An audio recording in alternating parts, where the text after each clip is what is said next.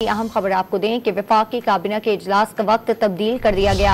अब इजलास दोपहर 3 बजे होगा। मजीद तफसील जानते हैं इस्लामाबाद की चीफ रिपोर्टर सनाउल्लाह से। सनाउल्लाह, मजीद क्या तफसील है, बताइएगा।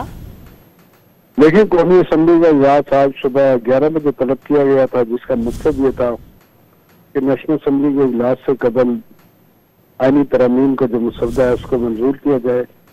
लेकिन अब अचानक, क्योंकि रात गए तक मीटिंग चलती रही है, हुकूमती वफ्द जो है मौलाना फजल से मुज़ाकरात करता रहा, तो अब इस टाइम को तब्दील किया गया और 3 बजे कर दिया गया दोपहर को, और वो भी पार्लियामेंट हाउस में होगा, जिसका मकसद भी आईनी तरमीम के मसौदे की मंजूरी देनी है। अब इस बात का अंदाजा लगाना मुश्किल है कि आज ही हुकूमत ये आईनी तरमीम लाएगी या इसमें कोई ताखीर की जा रही है। अभी तक इस बात की तस्दीक नहीं हो सकती है। जी, वफाकी काबीना के इजलास के वक्त जो है वो तब्दील कर दिया गया है। अब इजलास दोपहर 3 बजे होगा। तफसील अपडेट करते सनाउल्लाह, बहुत शुक्रिया आपका।